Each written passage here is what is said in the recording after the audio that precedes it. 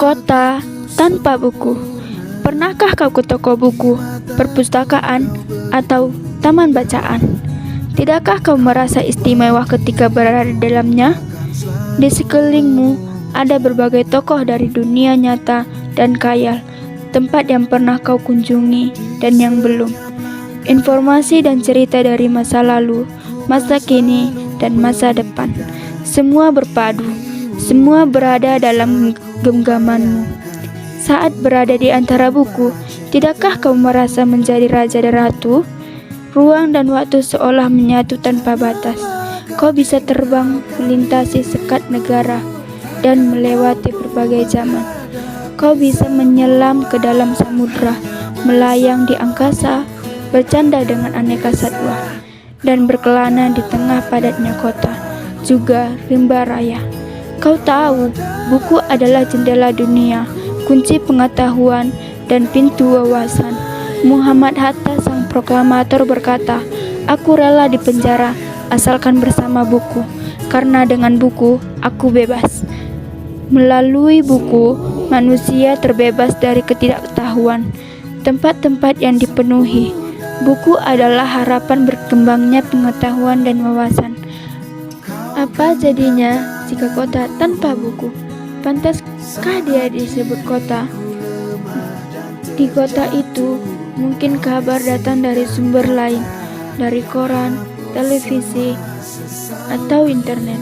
Mungkin informasi dan cerita datang dari cerita nenek moyang, bagai dongeng-dongeng sebelum tidur. Irama warganya pun tiada beda, bangun pagi, bertebaran di muka bumi untuk berbagai keperluan, untuk kembali pulang siang atau sore harinya. Setelah itu, mereka berangkat tidur dan memulai lagi hari berikutnya. Semua serupa. Di kota itu, mungkin ada bangunan bernama perpustakaan. Di dalamnya, buku-buku berderet dalam rak yang tak terjamah. Tiada tangan meraih dan membuka halaman demi halaman dengan sukacita.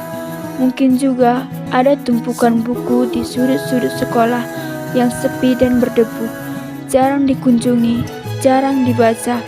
Buku-buku di sana teronggok tanpa nyawa. Bagaimana dengan kotamu? Mungkin kau tinggal di tengah kota yang megah, atau di gang sempit, di desa terpencil, di sisir pesisir, atau di kaki gunung. Adakah perpustakaan, taman bacaan, atau toko buku di dekat rumahmu? Jika ada, apakah tempat itu menjadi wadah berkumpulnya anak-anak dan warga? Menjadi pusat berkembangnya wawasan dan pengetahuan, atau hanya menjadi pajangan? Maukah kau menjadi orang yang menghidupkannya?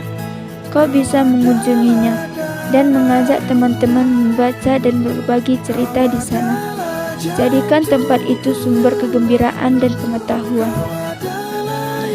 Jika tempat itu belum ada, maukah kau menjadi orang yang mulai menghadirkannya? Kau bisa memulainya dari sebuah sudut di teras rumahmu. Ajak teman-temanmu memulai langkah baru. Jangan biarkan waktu berlalu tanpa buku. Siapapun dirimu, bersahabatlah dengan buku. Dia akan menjadi teman setiamu sepanjang waktu. Dengan membaca, kamu bisa menjelajahi dunia tanpa harus pergi kemana-mana.